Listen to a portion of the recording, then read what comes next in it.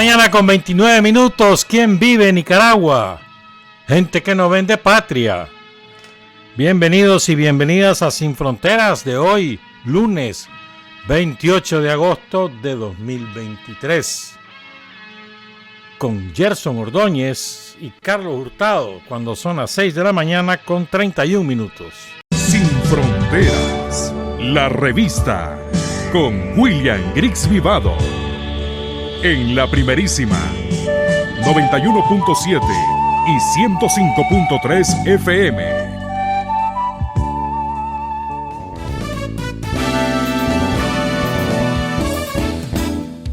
Sin fronteras para decir la verdad.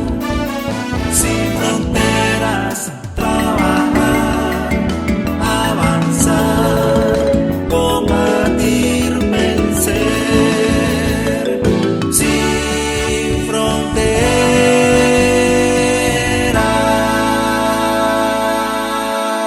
6 de la mañana con 35 minutos. Vamos a hablar en este programa sobre Pancasán, con un énfasis especial en un compañero de una estatura gigantesca, Silvio Mayorga, uno de los principales fundadores del Frente Sandinista, que acompañó a Carlos desde 1957, 2 años mayor que Carlos. Silvio nació en 1934 y Carlos en 1936. El mayor era Tomás. Tomás, que nació en el 30, ¿no? El 13 de agosto. Silvio nació el 6 de abril del 34 y Carlos Fonseca el 23 de junio de 1936. O sea, había 6 años de diferencia entre los tres. 6 años pesan cuando uno está joven. Ya cuando uno está mayor, 6 años no son nada. Silvio es uno de los caídos en combate en Pancasán. Vamos a contar los antecedentes de Pancasán. Una síntesis de lo ocurrido en Pancasán que le elaboró Margín Gutiérrez y las consecuencias de Pancasán desde el punto de vista de Carlos Fonseca, el jefe de Pancasán. ¿Quiénes son nuestros caídos? Silvio Mayorga, Delgado, nativo de Nagarote. Era el jefe de una de las 3 columnas de Pancasán, fundador del Frente. Pablo Úbeda, otro fundador del Frente Sandinista. Rigoberto Cruz Argüello, nativo de La Libertad de Chontales.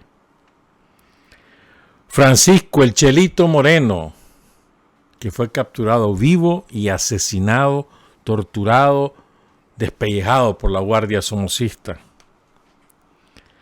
originario de Managua. Otoniel Casco Montenegro, Otto Casco, de Jinotega. Hay un artículo muy lindo que escribió hace unos 3 o 4 años, o 5, la comisionada Mirna Mendoza, que en paz descanse. Lindo el artículo, porque fueron amigos. Fausto Heriberto García Ferrufino, de Estelí.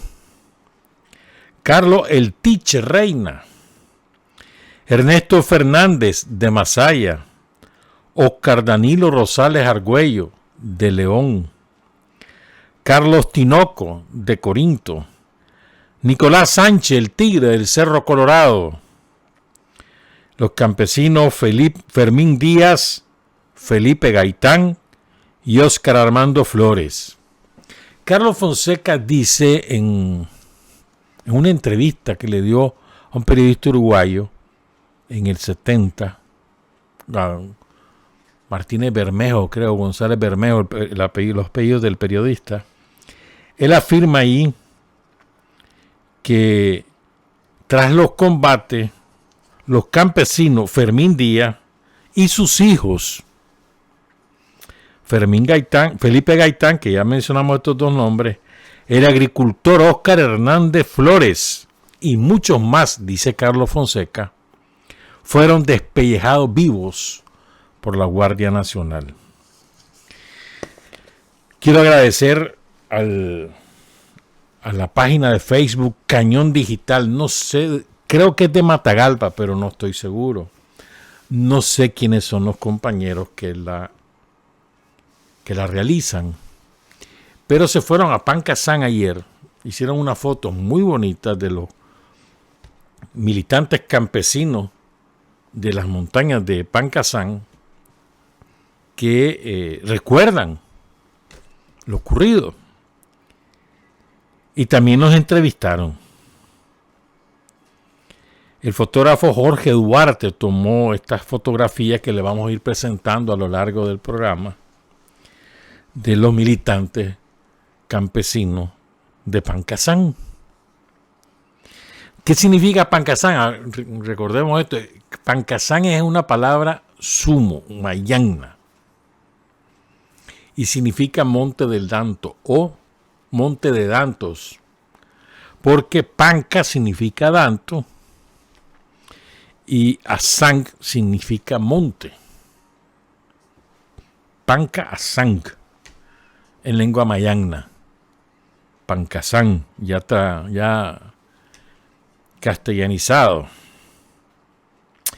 Quiero enviarle también un especial saludo a las hermanas García Centeno, a Alicia, a Guillermina y a Patricia García Centeno, que eran niñas en aquella época y desde entonces incorporadas a las tareas del Frente Sandinista, correos de Carlos Fonseca y de otros compañeros allá en la montaña, y que se mantienen leales a la causa del pueblo de Nicaragua, leales a su gente.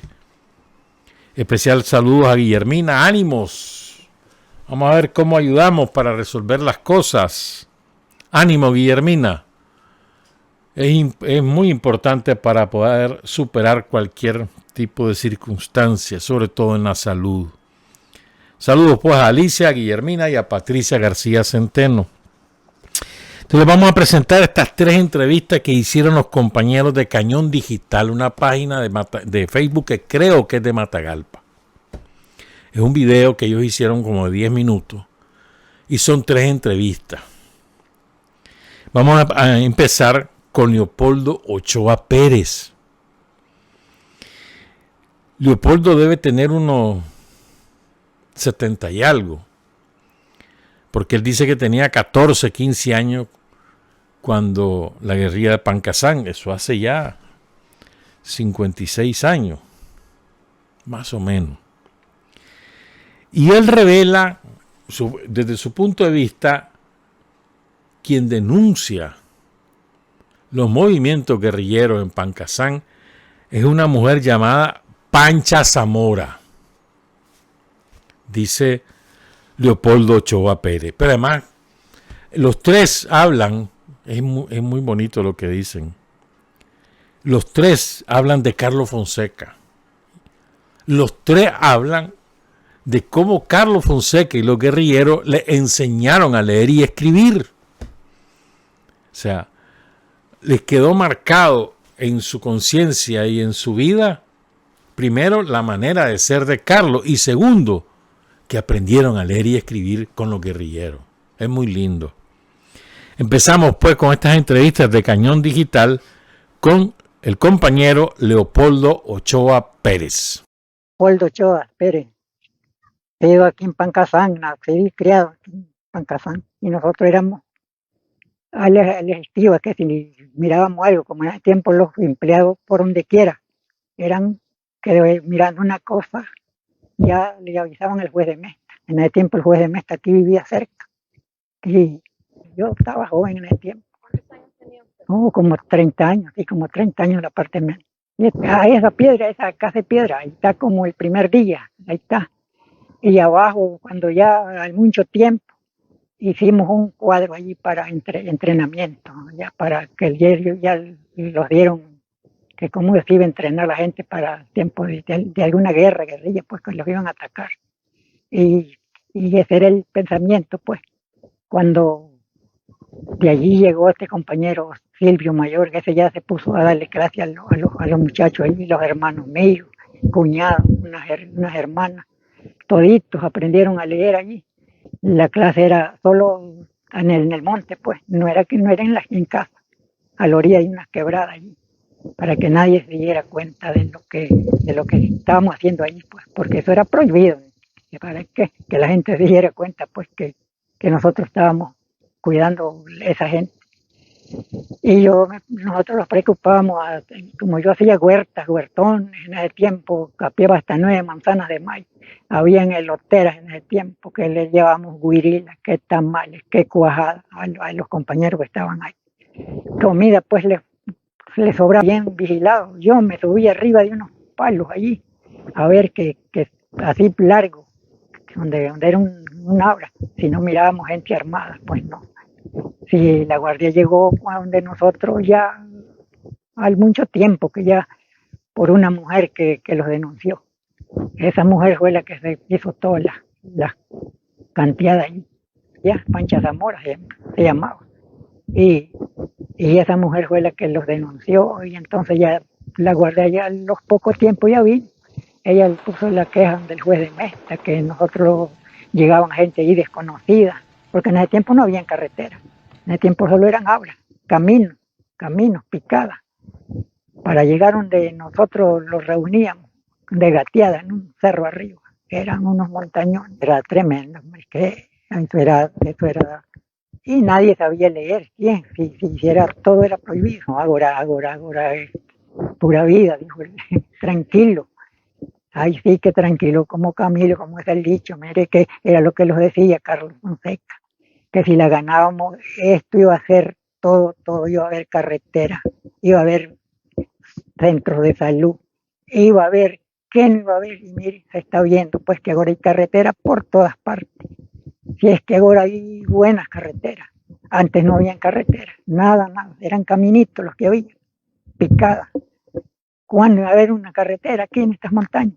Ni vehículos, era susto ver un vehículo, ya pues estuvo mandando este compañero Daniel, ya cambió, claro, casi todos los niños sabían leer, y vivísimos, porque el niño que sabe leer ya no se corre de la gente, pues. En ese tiempo que la gente no sabía leer, se corrían de la gente. ¿Qué ahora? ¿Qué? Si todo niño del mundo pues sabe leer ahora. Y sin gastar un peso. Son las 6:47, me equivoqué. Leopoldo Ochoa Pérez es el que tiene 85 años aproximadamente, porque él dice que tenía 30 en el 67, más 56. O sea, debe andar en los 85, 86 años. Lúcido, ustedes lo escucharon, lúcido. Además, muy vívido sus recuerdos, ¿no? Muy lindo. Me dice Edwin Madrigal, que es el jefe de la red de comunicadores, que los compañeros de Cañón Digital son de aquí de Managua, de la red de comunicadores de Managua. Bien. Y muchas gracias a los compañeros por su esfuerzo. Ahora vamos a escuchar a una compañera. Hay una foto de ella, ¿ves? Hay 3 fotos de ella. Un rostro de picardía que tiene. Natividad de Jesús García Aguilar. Y qué contenta se le mira, ¿no? Qué guapa debió ser. Si sigue siendo ahora, te imaginas cómo era de chavala la Natividad. Guapísima. Vamos a escuchar entonces el testimonio de esta militante campesina de la guerrilla de Pancasán, Natividad de Jesús García Aguilar. Natividad de Jesús García Aguilar.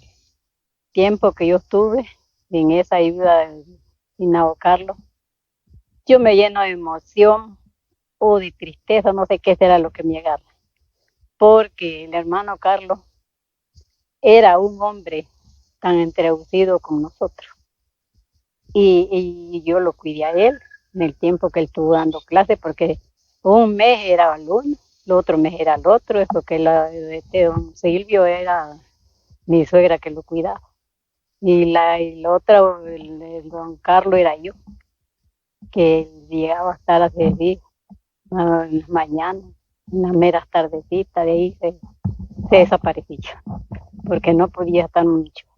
Porque, ¿para qué? Don Carlos fue un hombre tan oculto en todo. Fue un hombre que se fue a meter en unos zanjones para poderle dar clase a esas personas que les daba, a esos chavales. Gracias a mi Señor que le doy, porque todavía aquí estamos contándole la historia. Unos poquitos lo que los acordamos. Los niños no era la clase, no que era para los adultos también, que podían. Y esto con miles de dificultades, porque tenía que bajar en unos zanjones así, y en el punto de mandaba un chihuín a llevarle su comida. Ellos estaban dando sus clases, solo atravesaban unas piedras así para poder estar sentado ahí. Y cuando llegó la guardia, batirme la casa ahí, que no lo hallaron a él, porque como yo me lo llevaron a él primero, y él lo llevaron, entonces me decían que yo lo entregara a él. Sí, me decían, no es la guardia que te llevaba eso. Esos no son los guerrilleros que te lo llevaron. Y tenía un joven tocadisco, un radio y todo él allí. Y me decía la guardia, vos, todo esto te lo dieron, ¿verdad? Los guerrilleros. Por eso tiene mano y pies mi esposo, le decía, para que gane por sus cosas que él desea, le decía yo. Yo no me les humillaba ni nada. Solo me decía, cálmese. Esa es la autoridad que le estaba preguntando y le estaba hablando, me decía. Pues no me callo, le digo, ¿cómo yo voy a estar callada y ustedes hablándome? Y ya no caminaban gran cosa. Para mi pensamiento, pues, pero yo no sé si así sería. Pero la cosa, pues, que yo me sentía alegre por una parte y triste por otra. Peor cuando vieron que Carlos Fonseca era muerto. Era lo más peor, decía yo. Que estuviera él sentado mejor en la presidencia, no que esté allí en esa manera. Porque él, yo me daba, no sé qué cosa pueden verlo, la alegría, él cómo se ponía con tanta cosa. Él no era un hombre triste ni nada, no que era un hombre como jurganteo, como bromista, no sé cómo era la cosa. ¿Así lo recuerda? Sí, así era él cuando uno se ponía a platicar con uno de él. Natividad derrumba un mito. Falso que Carlos Fonseca fuera un hombre todo el tiempo severo o serio. Natividad dice que era bromista. No sé cómo decir, dice ella. Qué dignidad de mujer, verán. Cuando llega la guardia dice, ¿por qué me le voy a quedar callada? La dignidad del pueblo de Nicaragua, la que nos alimenta, ¿verdad? Y finalmente, el tercer testimonio es del que sí tenía 15 años, 14 para 15, cuando la guerrilla de Pancasán. Se trata del compañero Víctor Manuel Díaz Ochoa. Víctor Manuel Díaz Ochoa. Han sido una comunidad, mire, muy sobresaliente, pues, en otras palabras.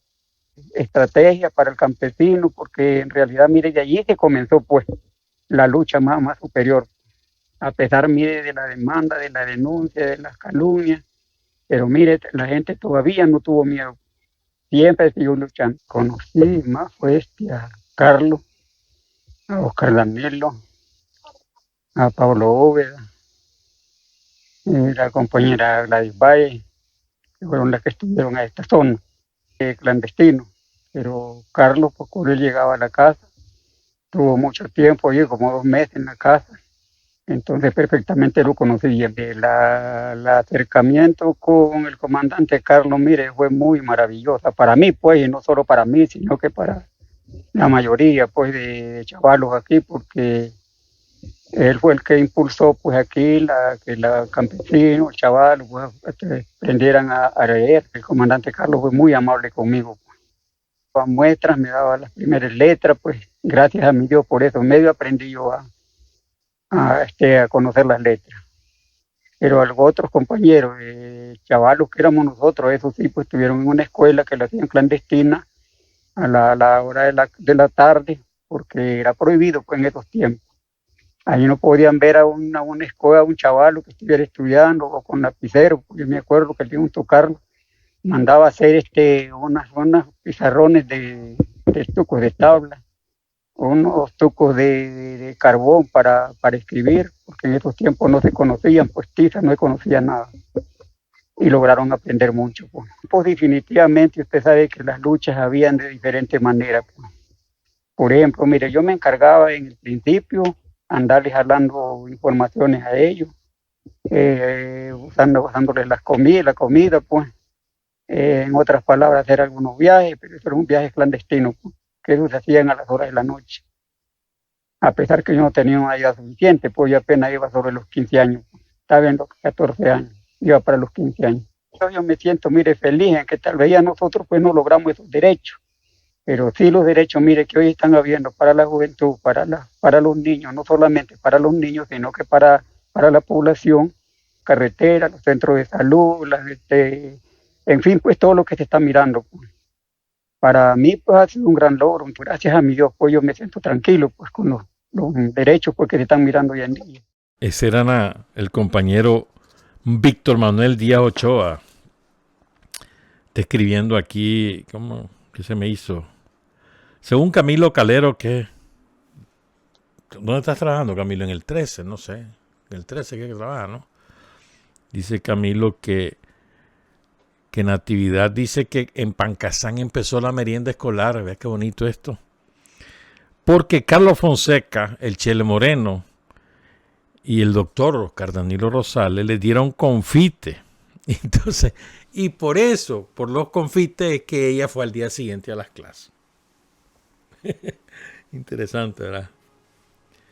Pero bueno, es lindo, lindo, lindo, lindo conocer de viva voz, ¿verdad? ¿Cómo fue la relación de los compañeros con los campesinos? O sea, no era una relación, vení, aquí vengo, yo soy guerrillero, dame ayuda. No, espérate, eso no fue así. Bueno, entonces, repito, agradecemos a los compañeros de Cañón Digital, la página. Pueden encontrar el video completo ahí en la página de Facebook de Cañón Digital y ahí lo pueden descargar. Bueno. Entonces ahora hablemos un poco de cómo fue esto. Y también, al final, repito, vamos a hablar de las consecuencias. Hay un análisis crítico que hace Carlos Fonseca, pero crítico de sí mismo, ¿no? Y de la dirección del frente, pero es durísimo consigo mismo. Recordemos una cosa, ¿verdad? Dice Eulalio, Víctor Manuel Guillén, que el entrenamiento fue en Fila Grande, ¿verdad? Pero antes de empezar el entrenamiento, a Eulalio lo traen a Managua después de Bocay. A la casa de Monseñor Lescano, famosa, esa queda del estatua de Monseñor Lescano, una cuadra al sur, media cuadra arriba. Esa es la casa de Monseñor Lescano de Carlos Fonseca. Y ahí viene Eulalio a la reunión. Llegó, lo llevaron con la cara cubierta para que no supiera la dirección. Y ahí se reúne con Carlos. Le cuenta Eulalio la experiencia de Bocay, le cuenta que tenían un buzón con alguna arma. Y entonces Carlos le dice, ahora vamos a hacer Pancasán. Se lo dice de otra manera, pues, y se van para Fila Grande, que queda al occidente de Pancasán. En aquella época todo eso era una zona selvática, con ríos caudalosos, lloviendo 10 meses del año, ¿verdad? Entonces, dice Eulalio que antes del entrenamiento hubo una reunión y ahí se asignaron los mandos. Carlos Fonseca quedó como el jefe, comandante en jefe y como el político de la agrupación guerrillera. Silvio Mayorga era el secretario. Tomás Borges era el jefe de operaciones. Óscar Turcio era el jefe militar.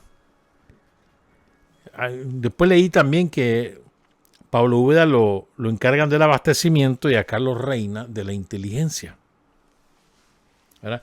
En Managua, desde febrero del 67, antes de que Carlos suba a Pancasán, se designa la dirección digamos en la ciudad, lo que se denominó en aquella época la resistencia urbana. Y queda de jefe el compañero Rolando Roque. Creo que Rolando aún vive, hermano de Adrián Roque. El responsable militar era Daniel Ortega. El de inteligencia e información era Julio Buitrago. Y el encargado del frente de los departamentos era el Cuervo, Jorge Guerrero. Estamos. Ahora hablemos un poco de Silvio. Para mí, yo tengo una profunda admiración por Silvio Mayorga. Me gustaría conocer mucho más de él. Luz Danelia Talavera, que lo conoció muy bien, nos obsequió su archivo personal sobre Silvio. Silvio y Tomás se conocen en un círculo de estudio que convocó Noel Guerrero. Yo no tengo claro si en ese círculo también Silvio se conoce con Carlos. O sea, si ahí es que se conocen los tres. Claro, Carlos y Tomás ya se conocían desde Matagalpa. Pero probablemente ahí Silvio conocía a ellos dos. Y Noel Guerrero, que después fue el jefe del Frente de Liberación Nacional y que se opuso al apelativo sandinista, que era un marxista muy conocedor, y después de perder esa discusión se retiró, se fue para México. Pero era un marxista muy cultivado. Entonces él organizaba estos círculos de estudio en León. Además ya era un hombre seguramente de más de 30 años. Entonces, en ese círculo de estudio ahí se conoce Tomás con Silvio. Repito, probablemente no, yo no sé si esto es así, pero deduzco que en ese círculo también se conocieron Carlos y Silvio. Pero, sí, estamos hablando de alrededor de 1957, cuando Carlos llega a estudiar a la Universidad de León. Después del principio del fin de la dictadura, cuando Rigoberto López Pérez ejecuta al asesino de Sandino, el fundador de la dinastía. Bueno, entonces, perdón, esto es en el 56, antes de, si me equivoqué, es antes de, este círculo es antes de la ejecución de Somoza García. Años después, en 1959, Carlos y Silvio, que se hicieron uña y mugre, era Carlos y Silvio, repito, Silvio 2 años mayor que Carlos, se hacen uña y mugre y los dos fundan la famosa Juventud Patriótica Nicaragüense, que es un eslabón vital entre los esfuerzos dispersos y el nacimiento del Frente Sandinista. Por cierto, Carlos Fonseca sostiene que la fundación del Frente fue en el 62 y no en el 61, y vamos a hablar algún día de esto, sobre eso. Entonces, fundan Juventud Patriótica Nicaragüense y después Carlos y Silvio empujan la fundación de una sola organización que agrupara todos los esfuerzos dispersos de la juventud nicaragüense de la época, la juventud urbana principalmente, y de orígenes obrero y de origen estudiantil principalmente. ¿Verdad? Recordemos además que en 1960, esto es importante. Espérame, ¿te acordás de Olama y Mollejones? ¿Sabes qué es eso? No. Olama y Mollejones fue una aventura militar encabezada por Pedro Joaquín Chamorro Cardenal, organizada en Costa Rica con el apoyo de Figueres, que era invasionista, de la tesis invasionista, era llegar en un avión a la zona de Huaco y de ahí emprender viaje a Managua porque todo el mundo se les iba a sumar y iban a derrocar a Somoza. Fueron desarticulados, hubo un muerto en el combate y los demás los mataron persiguiéndolos. La guardia los mató a los demás y capturó al resto. Entonces Tomás estaba tentado de meterse en Olama y Mollejones.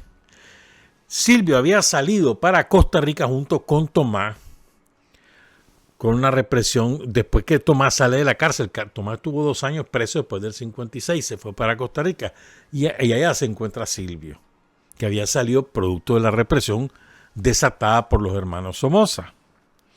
Entonces, Tomás está tentado de involucrarse en Olama y Mollejones. Silvio es un consumado marxista, ya para esas alturas. Y oigan la reflexión que le hizo Silvio Mayorga a Tomás para persuadirlo de que no se involucrara en Olama y Mollejones. Es una maravilla. Y esto lo cuenta Tomás. Dice, Silvio Mayorga, en 15 minutos de referencia a las leyes del desarrollo social y a la lucha de clase, me convenció de que era un error, que era preciso tener paciencia. Me decía mientras arrugaba la nariz, apretaba los labios y se frotaba con entusiasmo, casi con furia, las manos en un gesto tan suyo. O sea, sí, así, frotaba la nariz, ya. Había que esperar la oportunidad, decía Silvio, que llegaría pronto, de arriesgar o entregar la vida por un proyecto realmente revolucionario. ¿Qué clase de intuición de este hombre, no? 1959. O sea, Silvio tenía, ¿qué? 25 años. Clase de madurez, ¿verdad? Entonces, en el 60, Silvio y Tomás viajan con José Reyes Monterrey, y ha sido un hombre muy importante también en el Frente Sandinista. Se viajan a Venezuela, a un congreso que había de estudiantes universitarios, y van en representación del Centro Universitario de la Universidad Nacional y de la Juventud Revolucionaria de Nicaragua, ¿verdad? Allí conocen a Guillermo Urbina Vázquez, era el principal dirigente de otra agrupación de la época, el Frente Unitario Nicaragüense. Andaba Salvador Peña, Alejandro Bermúdez, y en esa ocasión es cuando Silvio y Carlos presentan el famoso documento, que para mí es el documento fundamental, de 1960, febrero, que le fue incautado a la Guardia, en los archivos de la Guardia, ahí estaba, que se llama Análisis de la Lucha Popular, y ahí está esbozada la estrategia y las tácticas del Frente Sandinista hasta el triunfo de la revolución. Es impresionante ese documento. Siempre lo he dicho. Bueno, dice, oigan cómo describe Tomás a Silvio Mayorga. Es evidente que los más destacados ideólogos que en aquel momento, el momento de Raitibocay, tuvo el Frente Sandinista fueron Carlos Fonseca y Silvio Mayorga. Ellos sí aprendieron marxismo. Los otros fuimos aprendices que no llegamos a completar el ciclo de conocimiento al que llegó Carlos, por ejemplo. Silvio, en efecto, era un analítico, era serio en sus consideraciones, y Carlos más todavía. Chamo, este es lo que era Silvio, la envergadura intelectual de Silvio Mayorga, ¿no? Que ustedes la pueden confirmar en ese documento que les he dicho tantas veces, escrito con Carlos Fonseca, el análisis de la lucha popular, escrito en febrero de 1960. O sea, hace 63 años, imagínense ustedes. Entonces, Silvio es herido en Raitibocay. Silvio acompaña a Carlos en la discusión con Noel Guerrero, ¿verdad?, de incorporar el nombre de sandinista. Silvio se oponía, Tomás también. Después Silvio se sumó bueno, Silvio y Tomás después se suman a la tesis de Carlos Fonseca. Cuando van a Raitibocay, el frente no se llama Frente Sandinista, se llama Frente de Liberación Nacional. Entonces cuenta Tomás. Cuando vamos a organizar la guerrilla de Raitibocay, predomina la tesis de que la organización se llame Frente de Liberación Nacional. Cuando llegamos a Raití, se pone la sigla FLN. No se llamaba Frente Sandinista, sino hasta después de esta derrota militar, que más que militar, fue una derrota de la naturaleza por el hambre y la inclemencia de esa selva. Nos quedamos sin armas porque las perdimos al naufragar en los ríos y tuvimos encuentros desafortunados con la Guardia, excepto algunos, y yo tuve la oportunidad de participar en uno de ellos en la desembocadura del río Sansán, donde Silvio Mayorga fue herido. En esa ocasión, tiré una granada de mano que parece que mató a varios guardias. voy a contar una anécdota interesante. En ese momento, Silvio Mayorga estaba al lado mío. Y antes que yo tirara la granada, me dice, no son guardias. ¿Por qué no son guardias? Le pregunta Tomás a Silvio. No son guardias, están fumando. Le dice Silvio a Tomás. Es todo lo contrario, le responde Tomás. Porque están fumando quiere decir que son guardias. Los misquitos no tienen cigarrillo. Silvio insistió que sí, que no eran guardias. ¿Verdad? Y entonces se pone de pie y sale al encuentro de los guardias, creyendo que eran misquitos. Entonces el primer guardia con quien se encuentra se da cuenta que Silvio es un extraño y dispara con una carabina M1, hiere a Silvio en una pierna y empieza el tiroteo con las pocas armas que nosotros teníamos. La granada de mano que yo lancé y algunos tiros que disparó Heriberto Rodríguez, otro gran compañero clave en la fundación del Frente, Heriberto andaba con un rifle Garand. Fueron los pocos intercambios de disparos que se produjeron. Pedro Pablo Ríos, un compañero que sobrevivió a esa escaramuza y que después murió de muerte natural, disparó con una ametralladora Thompson, una ráfaga nada más, y nos retiramos porque las armas no funcionaron, pero los guardias pasaron disparando horas tras horas, atemorizados. ¿No? Ahora te quiero decir algunas otras reflexiones de Tomás sobre Silvio, antes de entrar a Pancasán. Dice Tomás, porque te lo cuenta en una entrevista. Cuando se nos asignó la tarea de resumir y clausurar el seminario, nos preocupamos un poco porque los conocimientos que nosotros adquirimos en la universidad se fueron quedando en el camino difícil de la lucha revolucionaria. Solo recordábamos, antes de llegar aquí, a Silvio, nuestro hermano Silvio Mayorga. Cuando le preguntaron alguna vez a Silvio por qué había dejado de estudiar Derecho, Silvio dijo, el derecho que yo reconozco únicamente es el derecho de la abnegación, del sacrificio y de la lucha, el derecho de la entrega al pueblo, de tal manera que los códigos me tienen sin cuidado. Y es la única referencia que voy a hacer de Silvio, dice Tomás, porque como decía él en alguna ocasión cuando discutía con otro compañero, y esta frase de Silvio Mayorga es de antología, el mayor mérito de un nicaragüense es ser sandinista. Silvio Mayorga. Después Tomás recuerda que para Pancasán, ¿verdad? Digamos, primero hubo, o sea, cuando ya esto es importante, lo cuenta mejor Tomás, digo Carlos, luego lo vamos a leer. Pero en el 66 había una discusión muy intensa en los cuadros del Frente y finalmente ratifican que la opción es la lucha armada. Entonces en el 66 a finales lanzan un comunicado que lo vamos a leer completo, que es prácticamente la declaratoria, como dice Tomás, de guerra contra Somoza. En ese momento al Frente se le considera liquidado después de lo de Raití Bocay, que fue en el 64. Y sale un comunicado ya como Frente Sandinista de Liberación Nacional, firmado por miembros de la dirección, después vamos a leer los nombres, donde dicen vamos contra la dictadura con las armas en la mano. Entonces digamos que ese es como el banderazo de salida para la nueva fase del movimiento guerrillero, que concluye con el esfuerzo Pancasán, dura un año, ¿verdad? Y concluye con lo ocurrido en Pancasán.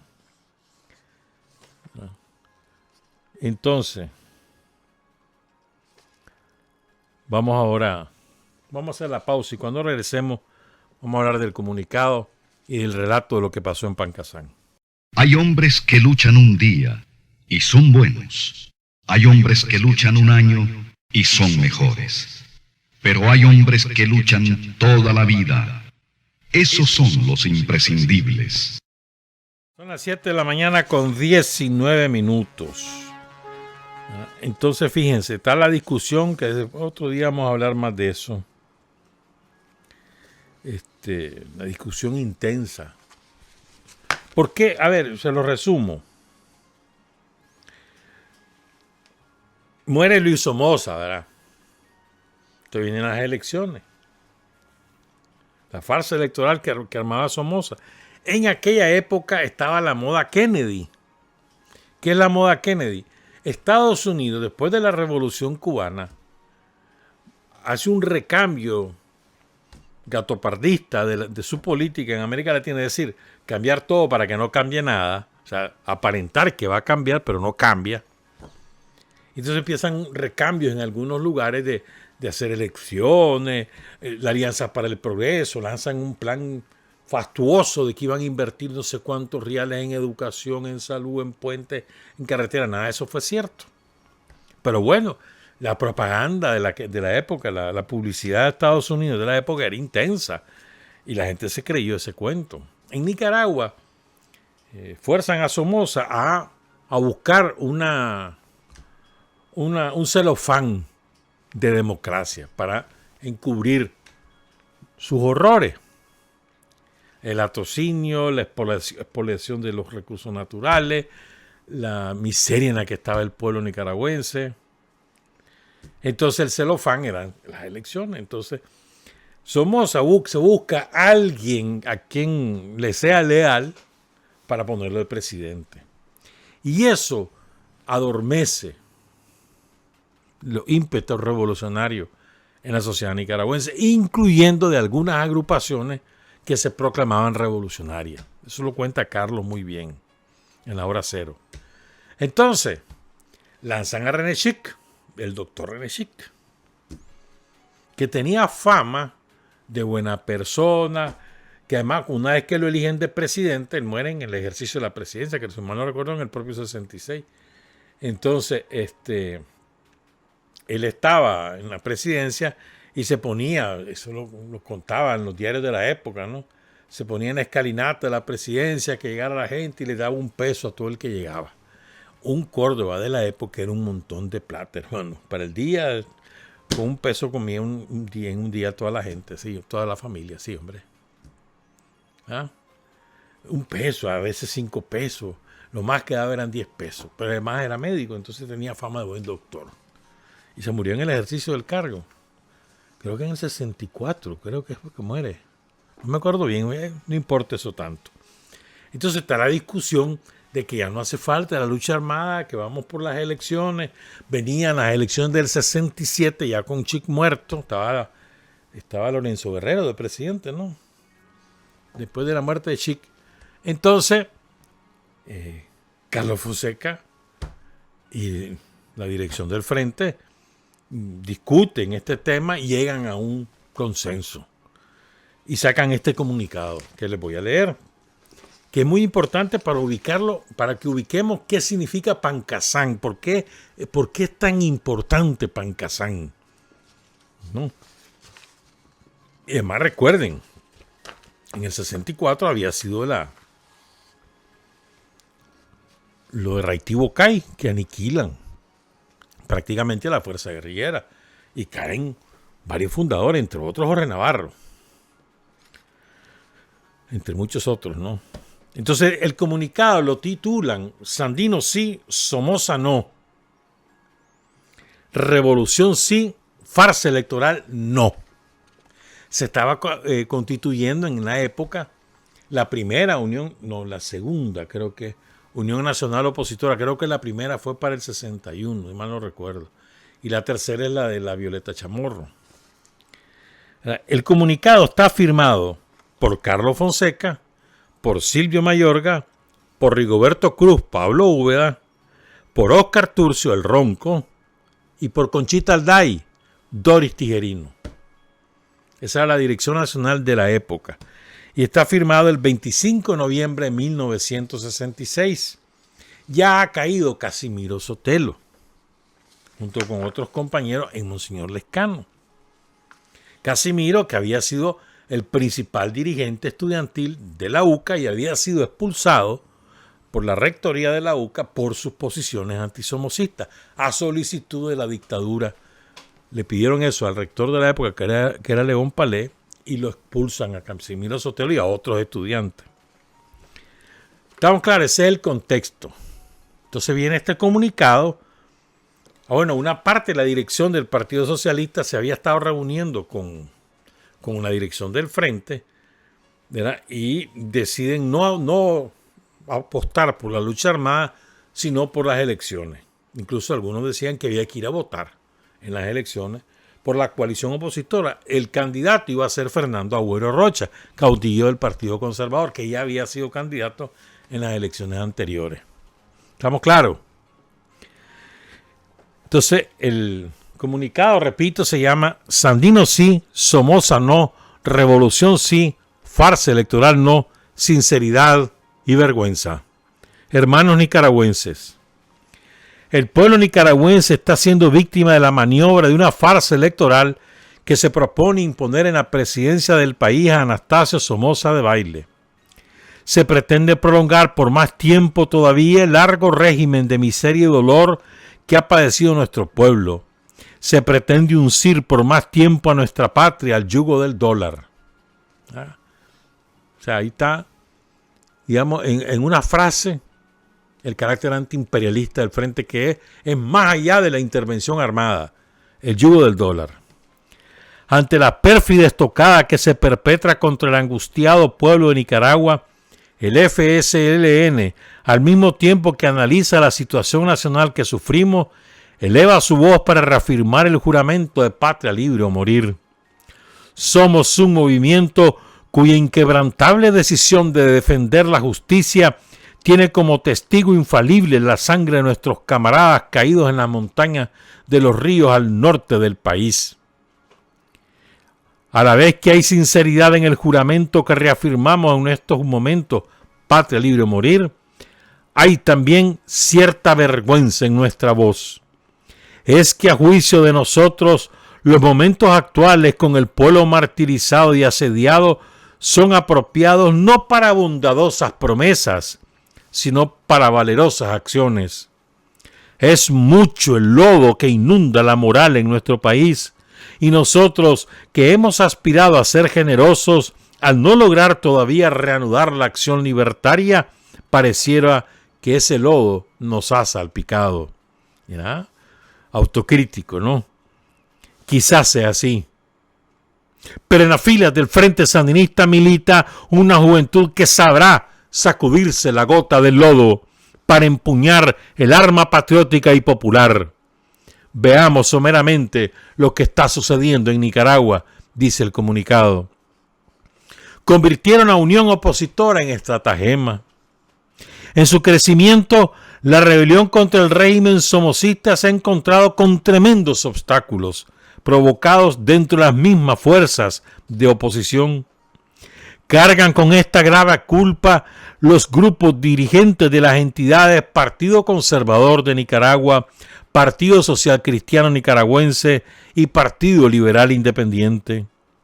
Durante largos meses, tales elementos se empecinaron en mantener dividida la oposición, distrayendo considerablemente energías en querellas internas. Finalmente, las fracciones rivales en que se encuentran divididos el Partido Conservador y el Partido Social Cristiano y que se disputan las preferencias de la clase capitalista, convirtieron a Unión Nacional Opositora en una estratagema sectaria. Al lado de estos, en la Unión Nacional Opositora se ha negado sitio a los destacamentos que levantan una bandera revolucionaria y antiimperialista. De hecho, los grupos dirigentes que controlan la Unión Nacional Opositora y en particular las direcciones del Partido Conservador y el Partido Social Cristiano se han prestado a los juegos del régimen somocista. Esos elementos realizan una oposición con cuentagotas. No es casual la coincidencia de la actitud de estos señores con las de sus predecesores, los políticos conservadores que durante más de 30 años han frustrado con sus componendas y coqueteos la resistencia popular contra el régimen somocista. Ante la oposición adoptada por la dirección conservadora y sus acólitos, puede extraerse una deducción, y es que lo que se proponen, más que el derrocamiento del somocismo, es mantenerse como reserva del sistema reaccionario para salir a la palestra cuando se llegue la hora en que el pueblo, hastiado de tanto oprobio, se levante en busca de nuevos rumbos justicieros. La farsa electoral y el golpe militar. Los políticos que se han adueñado de la unión opositora se proponen arrastrar a nuestro pueblo hacia la farsa electoral. Nosotros, desde el primer instante, hemos declarado el repudio a tal farsa, que en resumidas cuentas no es más que una marulla para distraer y conducir al fracaso, al hondo descontento de las masas oprimidas. Pero esos políticos se dan cuenta que el pueblo de Nicaragua ha evolucionado en conciencia y que a pesar de todas las tretas electorales, este pueblo puede encontrar por sí mismo nuevas rutas en la búsqueda de una vida distinta, pletórica de felicidad.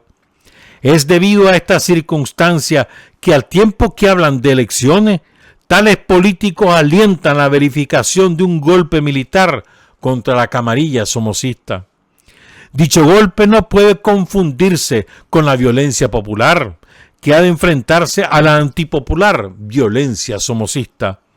Este golpe no es más que un truco para encontrar una salida que evite la participación efectiva de las grandes masas en el logro de un cambio dentro del panorama político del país. Al denunciar el carácter reaccionario de un golpe militar, no queremos de ninguna manera menospreciar el importante papel que le corresponde desempeñar al sector patriótico que indudablemente existe dentro de la Guardia Nacional. Es un sector que tiene como gloriosos precursores a una serie de militares mártires. Solo existe una base sólida para que la decisión de lucha de todos los sectores no sea desviada hacia nuevos engaños por parte de los ambiciosos sin escrúpulos. Tal base es la abierta participación de las muchedumbres y de sus cuerpos conscientes de combate. Intransigencia ante la claudicación electoral. El sector de la izquierda revolucionaria con el que hemos mantenido diferencias se ha manifestado a favor de la participación en el proceso electoral, incluyendo la emisión del voto el día de las elecciones. Nosotros, en cambio, sostenemos el más efectivo repudio a la farsa electoral. Al definir nuestra línea, hemos tenido presente la obligación de los revolucionarios de estar en contacto y al frente de las masas combatientes. Elaboramos nuestra línea partiendo de las condiciones nacionales de nuestro país. Nos hemos hecho cargo de la avalancha derrotista y conformista que le imprimen a la lucha popular los elementos reaccionarios de la oposición. En vista de esto, consideramos indispensable asumir una postura de intransigencia ante la claudicación electorera, única manera de contrarrestar la ofensiva derrotista. Es cierto que es obligación de los revolucionarios conquistar la más vasta unidad de las diversas fuerzas. Lo que nosotros criticamos a cierto sector de izquierda es que se ponga exclusivamente en la unidad todo el acento de la movilización popular, poniendo en último término y con frecuencia, no dándole ningún lugar a la acción independiente del movimiento revolucionario. Tengamos en mente, estimados amigos, las características y hasta las tradiciones de la rama politiquera de la oposición. Si la acción revolucionaria independiente no ocupa un alto plano, no estamos unificando al pueblo, sino poniendo en malas manos el destino de Nicaragua. La unidad no puede degenerar en entrega de la lucha popular al sector dirigente conservador. La unidad debe ser emulación batalladora entre las distintas fuerzas que componen la oposición. Unidad y no entrega. Está claro que no cerramos los ojos ante la influencia que todavía ejercen en un sector del pueblo las dirigencias de los viejos partidos capitalistas. Por eso no negamos la necesidad de la unidad, pero para nosotros debe ser exactamente eso, unidad y no entrega. En paralelo a lo anterior, apreciamos el debilitamiento de la influencia de las dirigencias capitalistas sobre las amplias masas, dándose también el fenómeno de que en extensos sectores tal influencia ha desaparecido, siendo sustituida por la conciencia revolucionaria. A fin de cuentas, lo que está sucediendo en Nicaragua no viene sino a confirmar una verdad. Esta se refiere a que las fuerzas capitalistas y yanquistas no representan a las masas populares, que explotadas y laboriosas son las más ansiosas de arribar a una nueva era. Estas experiencias están aleccionando a mucho de nuestro pueblo en el sentido de que la bandera de la victoria lleva inscritas en su manto las sagradas palabras patria y trabajo. Ni solitarios nos mantendríamos de brazos cruzados. El Frente Sandinista de Liberación Nacional no desea ir solitario al campo de la lucha revolucionaria, ya que ningún nicaragüense, sea cuales fueran las opiniones que sustente, puede ser privado del derecho de defender el ideal popular. Pero queremos decirle al pueblo que si acaso no encontráramos compañía, ello no será pretexto para que continuemos cruzados de brazos. El sargento de West Point, Anastasio Somoza de Baile, sargento del cuartel yanqui de West Point, podemos decirle que aunque invada oficialmente la loma de Tizcapa, cometería un craso error si se considerara victorioso. Tenga por cierto Anastasio Somoza de Baile, ladrón y asesino, que el pueblo de Nicaragua habrá de cobrarle un alto precio por sus incontables crímenes. Cada día nos convencemos más de que la acción al gusto de los leguleyos somocistas en virtud de democratizar al país, a lo que conduce es a envalentonar a los enemigos de los nicaragüenses honrados. Sabemos que la eficaz lucha revolucionaria causa la ira de los amos yanquis, pero también sabemos que una lucha que parte de las copiosas enseñanzas de nuestra heroica historia nacional puede desafiar cualquier tipo de agresión. Hermanos nicaragüenses, seamos dignos descendientes de Augusto César Sandino, el más grande héroe popular de América Latina, y que desafió victoriosamente a la más agresiva potencia imperialista, la bota yanqui. A la lucha, hermanos nicaragüenses, por la tierra, por el trabajo, por la cultura, patria libre o morir, Frente Sandinista de Liberación Nacional, Carlos Fonseca, Silvio Mayorga, Rigoberto Cruz, Oscar Turcios, Conchita Alday, Doris Tijerino. Managua, 25 de noviembre de 1966. Dice Tomás que él anduvo repartiendo este comunicado. Esta es la declaración de guerra del Frente Sandinista a Somoza, al que describen como ladrón y asesino, así con esas palabras. Chavalos a los que Somoza conoce. Bueno, ya no están chavales, tienen 30 años, pues, pero Somoza los conoce, sabe quiénes son y sabe de qué están hechos. Bueno, entonces,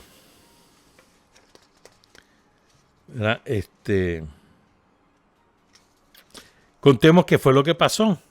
Hay algunas cosas que cuenta Tomás, después las digo, sí. Son las 7:38. Entonces, desde abril del 66, 65 fue, ¿verdad? Espérame. Desde abril del 66, vamos a buscar esto ya, porque me voy a quitar esa duda de una vez, hombre. El frente está involucrado en la preparación de la guerrilla, desde abril del 66, porque estaba percibiendo que hay una intentona, una maniobra electorera de los yanquis de Somoza, ¿verdad? Murió el 3 de agosto del 66 René Chic, y vienen las elecciones del 67. Entonces, desde abril ya está el frente rumiando la posibilidad de crear un foco guerrillero. En eso andan Silvio Mayorga, Oscar Turcio, Rigoberto Cruz, Daniel Ortega, José Benito Escobar, Doris Tijerino, en eso están. ¿Verdad? Entonces, ya le acabamos de leer el comunicado. Para diciembre, o sea, un mes después, Carlos, Silvio y Oscar se trasladan a Fila Grande para iniciar la preparación de la lucha armada directamente en el terreno. Y desde el inicio cuentan con presencia campesina. Esta es una síntesis que hace Margín Gutiérrez, que es muy buena. Esto establece una gran diferencia con Río Coco y Bocay, cuya organización y preparación se dio desde Honduras. En el terreno no tuvieron apoyo de la población en Río Coco y Bocay. Dice Carlos Fonseca que en el curso de 1966 se dan pasos prácticos para reanudar la acción armada. Ese año, el Frente Sandinista procede a la preparación de la base guerrillera de Pancasán. Y también señala que fue un notable progreso de organización porque no fue ya la habitual preparación del movimiento armado en Honduras, en un país vecino, sino que fue la preparación de un movimiento armado en montañas situadas en el propio país. Situados en Fila Grande y en Pancasán, Carlos, Silvio y Oscar recorren el terreno, identifican colaboradores, hacen abras, senderos y se dedican a crear las condiciones para instalar el campamento guerrillero, mientras que Tomás, junto con Francisco Moreno, Fausto García y Santos Medina, se ocupan de asegurar los fondos que la guerrilla requería. El 20 de enero de 1967 realizan una acción de recuperación económica en el Banco de América Central en Managua, logrando recuperar 90,000 córdobas que luego en el mismo taxi que habían secuestrado para hacer el operativo le hacen entrega a Jorge Guerrero, el Cuervo, y ese dinero lo destinan en su totalidad a la guerrilla de Pancasán. Los primeros en llegar, como ya dijimos, a Fila Grande son Carlos Fonseca, Silvio y Oscar Turcio, y Antonio Rodríguez, que era hijo de un soldado de Sandino. Tenía una finca de mediano tamaño. Luego, poco a poco, llegaron el resto de los combatientes seleccionados. Carlos les orienta a construir buzones. Se trataba de abrir el suelo con picas y pacas alumbrados por por hachones de ocote. El ocote, que por el tipo de savia que contiene, se mantiene encendido. Había que terminarlo, los buzones, en una noche. Los buzones, que eran inmensos hoyos debajo de la tierra, servían para almacenar comida, frijoles, arroz, sal, azúcar, botas, municiones, baterías, medicina, con el propósito de tener reservas cuando el enemigo detectara la presencia guerrillera. Para cumplir con esta tarea, Silvio Mayorga sale con el grueso de la tropa para Quirragua, que eso queda al oriente de Pancasán, hoy es una reserva natural. Claro, no tiene la envergadura de entonces, ¿verdad? Pero sigue siendo importante. Entonces, Silvio sale para Quirragua y Tomás, Germán Pomares, Narciso Cepeda, Víctor Guillén Eulalio y Denis Ortega, chico chiquito, se dirigen. Por cierto, Denis Ortega es el que llega donde los campesinos y le presenta a Rigoberto Cruz. Rigoberto Cruz en el 65 por ahí. Y Rigoberto Cruz es el que inicia la red campesina ahí. O sea, Rigoberto Cruz fue un hombre, su trabajo político en el campesinado fue decisivo para el resto de la historia del Frente Sandinista. Miren qué clase de profundidad la del trabajo de Rigoberto Cruz, Pablo Úbeda. Sigo pues. Entonces, Germán, Tomás, Narciso, Víctor Guillén y Denis se van a la finca de los Rodríguez, que queda a 10 kilómetros de la ciudad de Matagalpa. Cerca del río Upá, construyen buzones, ruta desde Matagalpa hasta los extremos de Fila Grande y Pancasán. Abren sendero hasta llegar al Cerro Quirragua, que ya queda en Matiguá. Ahí también hacen buzones. En Fila Grande hicieron 8 buzones, en Quirragua 4, en Matapalo, que queda a 12 kilómetros de Matagalpa, un buzón. Este buzón, el de Matapalo, nunca lo localizó la guardia, cuenta Tomás. Terminado un buzón, había que borrar las huellas y luego regresar a guardar el arroz, porque se cabe el buzón, pero después hay que sepultar las cosas, ¿no? El agua, como es el azúcar, el arroz, la avena, la sal, lo que sea. Eran tareas pesaditas, ¿viste? En la montaña, en la oscuridad, lluvia, lodo. Nuevamente, Filagrande y Pancasán necesitaban dinero. Celín Chible, Daniel Ortega, Jorge Sinforoso Bravo y el traidor Axel Somarriba ejecutan una acción de recuperación económica en la sucursal Kennedy del Banco de Londres y Montreal, ubicada a menos de 100 metros de la cárcel de la aviación. Eso era lo que le llamaban el Boulevard Kennedy. La carretera norte, pues, todavía hay huellas del Boulevard Kennedy. Más o menos entre lo que es en Navaja ahorita, en la entrada del Oriental, y digamos hasta donde fue la Pepsi. Ese era el Boulevard Kennedy, porque era el inicio de la carretera norte. ¿Ah? Pero bueno, ahí quedaba, por ahí, por la cárcel de la aviación, que lo que es el Ayac Delgado, y quedaba una sucursal del Banco de Londres y Montreal. Después de encerrar a los empleados en 2 cuartos, abandonaron con serenidad. Celín, Daniel, Jorge Sinforoso Bravo y Axel Somarriba abandonan la sede del banco, se montan al taxi que los esperaba y se dirigieron al centro de la ciudad. Obtuvieron 25,000 córdobas, suma sin precedente, relata Tomás. Producto de esta acción, poco tiempo después le llegaron a la guerrilla miles de córdobas, comida en lata por primera vez, arroz, sal, confites, cigarros, azúcar, todo lo que le hace agua a la boca a un guerrillero, según decía Tomás. Nuevamente procedieron a rellenar los buzones y luego regresaron a Filagrande. Cuando llegaron, luego de almacenar todo en los buzones, no encontraron a Carlos Fonseca, que había salido con la misión de extender el radio de influencia de la guerrilla unas cuantas leguas más. Al rato llegó Eulalio, que era el vaquiano de Carlos, abatido porque llegaba sin él, y al ser interrogado dice Tomás que Eulalio le respondió: veníamos del lado de Matapalo de noche cuando nos topamos con un grupo de hombres a caballo, borrachos, y eran jueces de Mesta y nos dieron el alto. Carlos disparó. Los hombres dijeron: somos amigos. Carlos se metió en una hondonada y yo me refugié detrás de un árbol. Esperé 1 hora y primero en voz baja y después a gritos llamé al comandante y nadie me respondió. Nuestro jefe, Carlos Fonseca, cuenta Tomás, apareció 1 semana después. Carlos orientó irse a Pancasán para sostener una reunión con la unidad guerrillera de más de 30 hombres.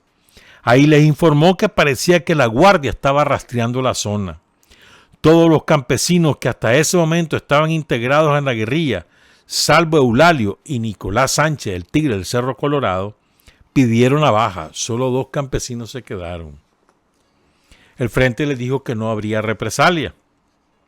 Eulalio vivía lejos, en Yaró, eso queda lejísimo, al sureste de Gualala, 20 kilómetros al sureste de Gualala, lejísimo. Hasta allá se fueron Oscar Turcio y Pablo Úbeda a traer una arma vieja que Eulalio había embuzonado después de lo de Río Coco y Bocay.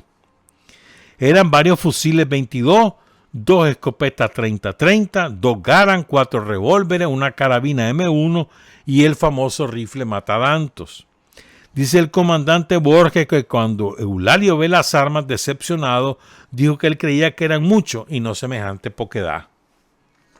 Después de eso, ingresaron al campamento guerrillero Otto Casco y el doctor Oscar Danilo Rosales, a quien llevan porque han detectado enfermo en la guerrilla y no tienen cómo curarlo. El que más sabía era Tomás, porque había sido visitador médico. Pero estaban con fiebre, con escalofrío, con diarrea. Entonces urgen a la resistencia urbana, donde está Daniel, Celín Chible y demás, que les manden a un médico. Entonces cuando Oscar Danilo Rosales acepta que estaba en el último año de medicina, pero ya era estudiante, ya era profesor de la universidad, de la escuela de medicina, acepta incorporarse a la guerrilla y sube a Pancasán. En esa circunstancia fue. Bueno, entonces después de esto, ¿verdad? Que se va a Eulalio a buscar el buzón a Yaró, ingresan al campamento guerrillero Otto Casco, que llega de Jinotega, y el doctor Oscar Danilo Rosales, que llega de León. En la casa de doña Luisa Alonso, Carlos Fonseca le leyó la carta de Rosales dirigida al rector, en la que renunciaba como catedrático universitario. En esta casa, los guerrilleros se enteraron de la muerte del militante sandinista Fernando Gordillo, que era el tesorero del Frente Sandinista, el 25 de julio de 1967. Estando en una casa de seguridad en Managua junto con Celín Chible, Gladys Baez recibe la orden de incorporarse a la guerrilla de Filagrande y Pancasán. Van con ella Daniel Ortega, Efraín Sánchez Sancho, quien conducía el jeep en el que viajaron, Eulalio, Víctor Guillén y Denis Ortega, chico chiquito. Ya empezando a ingresar a la montaña, tuvieron un accidente. Esto lo contó Daniel también. El vehículo se fue de retroceso hasta llegar, porque iba en mal estado mecánico. Bueno, era lo que se podía conseguir. Y se van para un guindo, hermano. Con todo el cherecal que llevaban para la guerrilla, imagínate. Se van al guindo, hasta el fondo del guindo. Así que dicen que la guardia, cuenta Daniel eso, ¿no? La guardia se asomó por el barranco y como lo vio hasta el fondo, y ahí no hay ningún vivo. Y les dio pereza bajar y más miedo. Y supuso que estaban muertos los del jeep. ¿Qué va a ser? Ninguno se murió. Bueno. Denis Ortega resultó con 8 heridas en su brazo. Eulalio lesionado en una pierna. Daniel y Gladys ileso.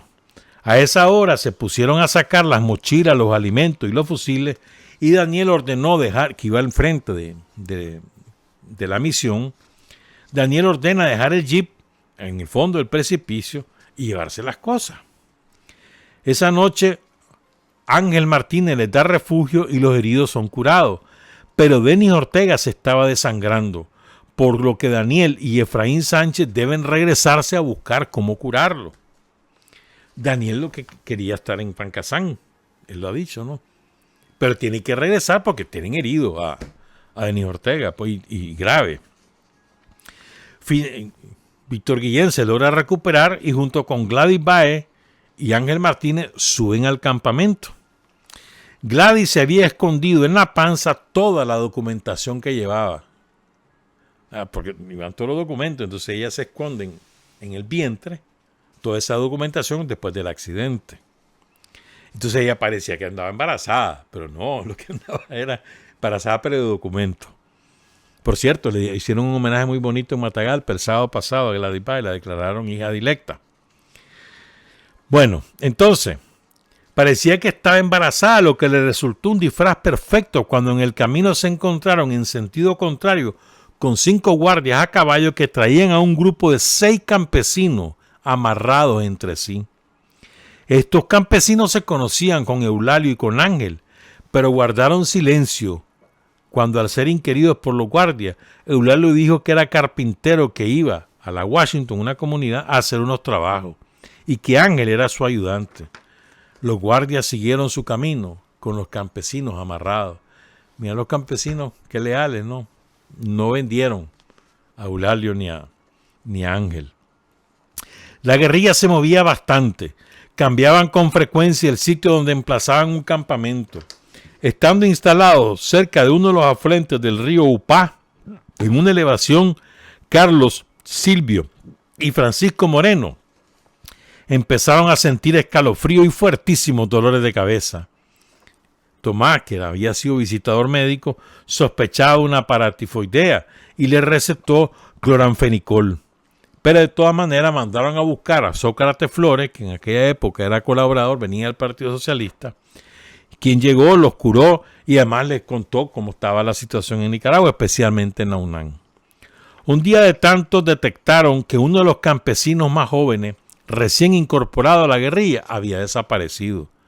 Fueron a buscarlo a su casa y la mamá del muchacho pidió que lo perdonaran porque tan solo tenía 14 años. Carlos Fonseca se quedó callado, pero inmediatamente dijo, está bien, déjenlo. El muchacho devolvió el revólver asignado y luego, más tarde, se integró a la guerrilla de Sinica en el 70. Mira qué interesante. Y ahí cayó combatiendo contra un grupo de jueces de Mesta.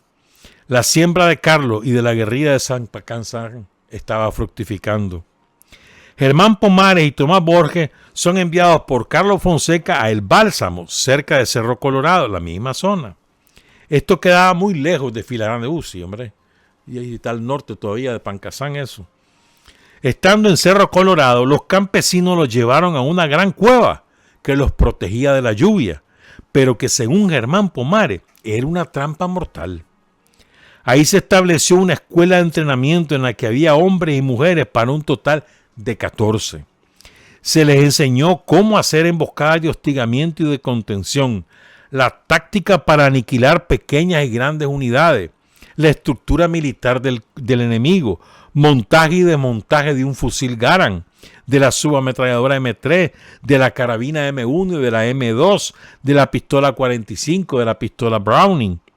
Tomás Borges recuerda que fue con exactitud en ese lugar donde una mañana diáfana Carlos nos dijo: también enséñenles a leer. Y aquí Daniel cuenta cómo fue, porque Daniel estuvo en esa zona. Recuerden que Daniel iba y venía, llevaba abastecimiento y bajaba, llevaba compañeros que se integraban en los campamentos y bajaba. Entonces, Daniel contó este año, el 23 de marzo, dice: estaba ahí en Pancasán, entre otros, Francisco Moreno, hijo de un médico, pero desde la secundaria andábamos ahí, o sea, Daniel y Francisco Moreno.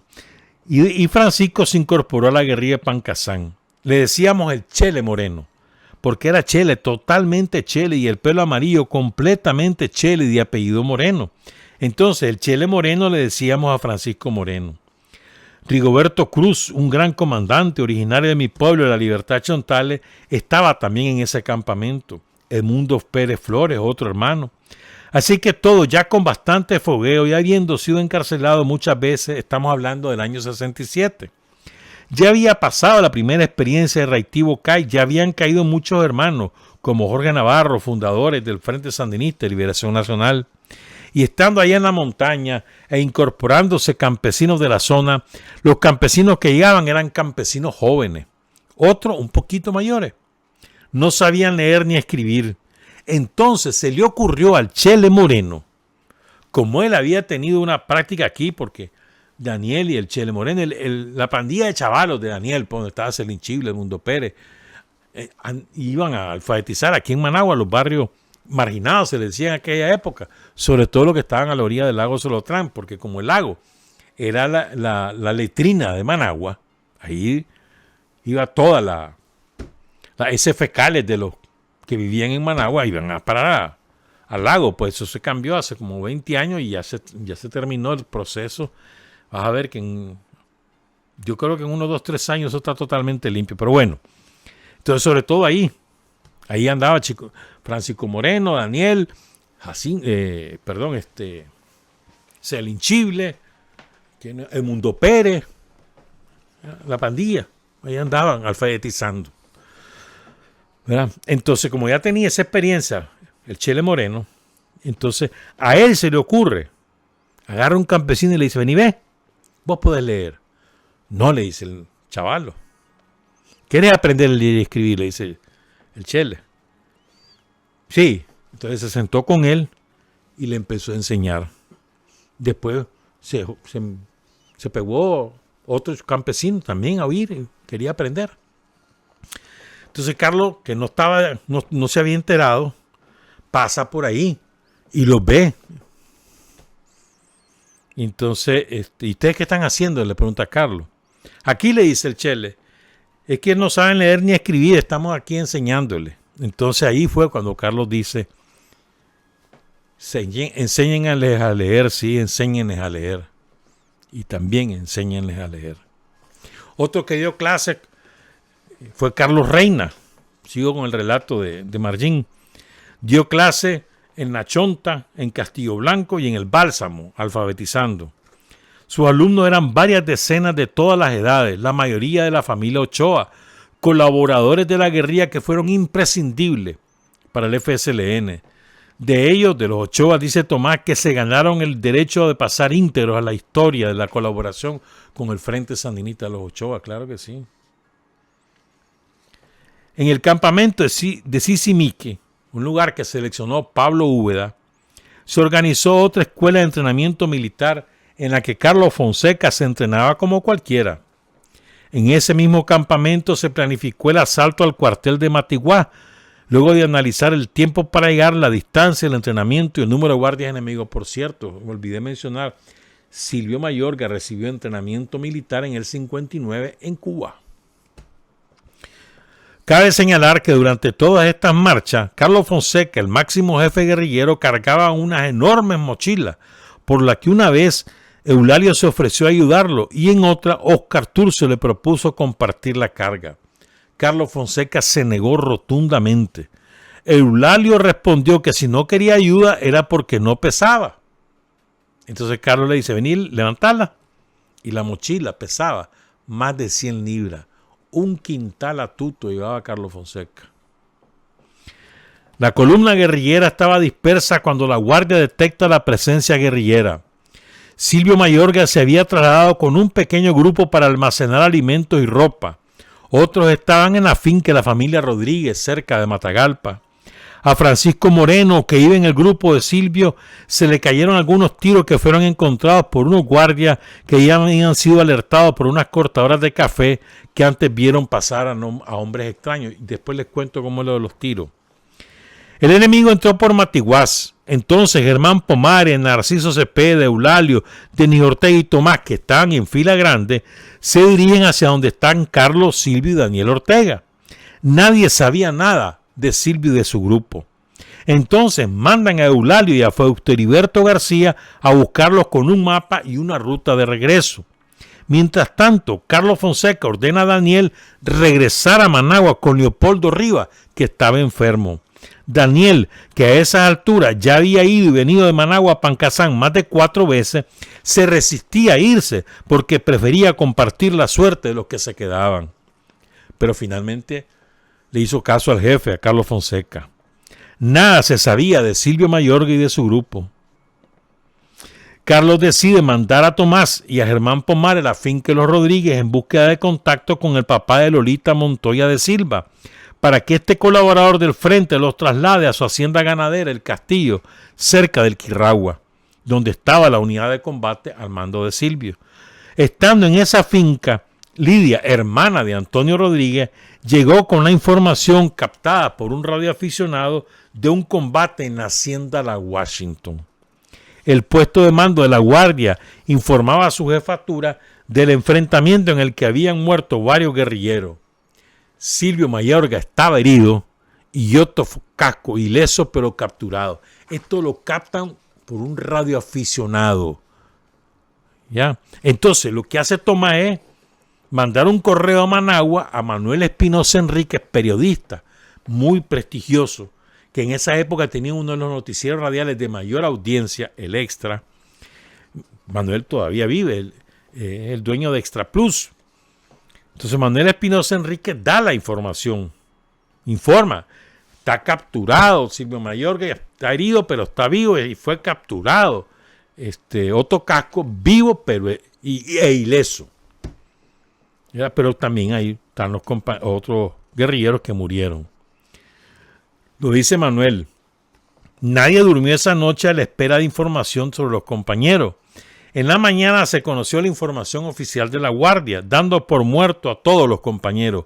Silvio Mayorga, Rigoberto Cruz, Francisco Moreno, Otto Casco, Fausto Heriberto García, Carlos Reina, Ernesto Fernández, Carlos Tinoco. En la lista no estaban Oscar Danilo Rosales, Nicolás Sánchez, el Tigre del Cerro Colorado, Víctor Guillén Eulalio, ni Edmundo Pérez. Cuando Carlos Fonseca manda a Eulalio y a Fausto Heriberto García a buscar a Silvio y a la columna guerrillera, los encuentra construyendo buzones. Silvio los reúne, pero deciden terminarlo. Una vez construidos los buzones, 3 días después, inician la marcha de regreso, por una ruta diferente a las que le habían trazado en el mapa. Pablo Úbeda, Genaro Díaz y Fausto Heriberto García chocan con la guardia sin mayores consecuencias. Silvio mandó a buscar a su casa a Fermín Díaz, contacto de la guerrilla, y se enteraron que ya a Fermín lo había capturado la guardia. Entonces Silvio decide que se retiren hacia Potrillo Grande. Nicolás Sánchez se queda borrando las huellas, pero al subir la cuesta de la Mona encuentran a un sujeto que le dice que anda buscando la mula del capitán. Como no lo captura, Silvio Nicolás comete este grave error, no captura al hombre. Entonces el hombre se va y le informa a la guardia que se encontró con un guerrillero. Inmediatamente Eulalio advierte el peligro y Ernesto Fernández presiente que les tienen montada una emboscada. Al ratito se escucharon unas ráfagas. Pablo Úbeda le pide a Eulalio que vaya a investigar y se da cuenta que han matado a Ernesto Fernández y que a Nicolás Sánchez un tiro le desbarató el pie derecho. Eulalio carga a Nicolás Sánchez hasta llegar donde estaba el doctor Oscar Danilo Rosales. El doctor Rosales le hace una curación que no logra detener la hemorragia. 3 días después murió Nicolás Sánchez, el tigre del Cerro Colorado, que fue enterrado ahí mismo al pie de un ceibo y protegido por hojas y restos de madera. Oscar Danilo se quedó en el Bálsamo, oculto en la cueva donde antes habían dado entrenamiento militar, y ahí fue capturado y asesinado. Horrible fue la muerte de Oscar Danilo. Tomás Borges dice que fue un combate desigual. Pelotones de soldados armados con fusiles, ametralladoras y granadas de mano rodearon a la pequeña unidad guerrillera. El aguacero de fuego no impidió que los sandinistas se defendieran con sus estropeadas escopetas y sus carabinas. Se dice que los mismos guardias comentaron, sin ocultar su admiración, la bravura de los guerrilleros. Relata un cabo de la Guardia Nacional que Pablo Úbeda, con las vísceras de fuera, siguió disparando hasta que fue rematado cuando aún economizaba sus últimos alientos. Tomás dice que Antonio Rodríguez les había advertido que Pancasán no era el mejor lugar, pero que no lo escucharon. Que no debía asumirse esa zona como el territorio para la guerrilla. Esto es importante. Pero después quiero señalar lo último, ya nos vamos, que ya nos comimos como 6 minutos de Omar, del programa de Omar. Pero fíjense, dice Tomás, establecimos buzones de armas, creamos redes campesinas, hicimos algún tipo de organización mucho mejor que lo que habíamos hecho en Río Coco y Bocay, pero tuvimos poco tiempo para entrenar a la gente y había poca disciplina militar. Por eso algunos compañeros de una gran calidad humana y revolucionaria como el Chelito Moreno no tenían experiencia ni entrenamiento militar y por tanto poca disciplina. De tal manera que en una de las marchas al Chelito se le iban cayendo los tiros en el camino, los cuales fueron descubiertos por varios jueces de Mesta que informaron a la guardia. ¿Estamos claros? Esto fue lo que pasó en Pancasán, pues. De las consecuencias de Pancasán hablamos probablemente el miércoles, si no pasa nada relevante en estos días. Nuestros héroes, los héroes de Pancasán, tengámoslos presentes, tengamos presente por qué se hizo Pancasán, tengamos presente la envergadura, el significado de cada uno de estos hombres, en especial Silvio Mayorga. Recuerdo los nombres de los caídos en Pancasán: Silvio Mayorga Delgado, Rigoberto Cruz Argüello, Pablo Úbeda, Francisco el Chelito Moreno, Otto Casco Montenegro, Fausto Heriberto García Ferrufino, Carlos el Teacher Reina, Ernesto Fernández, Oscar Danilo Rosales Argüello, Carlos Tinoco, Nicolás Sánchez, Fermín Díaz, Felipe Gaitán y Oscar Armando Flores. Honor y gloria a los héroes y mártires de Pancasán. Trabajar, avanzar, combatir, vencer. Patria y libertad. Revolución es sentido del momento histórico. Es cambiar todo lo que debe ser cambiado. Es igualdad y libertad plenas. Es ser tratado y tratar a los demás como seres humanos. Es emanciparnos por nosotros mismos y con nuestros propios esfuerzos. Es desafiar poderosas fuerzas dominantes dentro y fuera del ámbito social y nacional. Es defender valores en los que se cree al precio de cualquier sacrificio. Es modestia, desinterés, altruismo, solidaridad y heroísmo. Es no mentir jamás ni violar principios éticos. Es convicción profunda de que no existe fuerza en el mundo capaz de aplastar la fuerza de la verdad y las ideas. Revolución es unidad, es independencia, es luchar por nuestro sueño de justicia para Cuba y para el mundo, que es la base de nuestro patriotismo, nuestro socialismo y nuestro internacionalismo.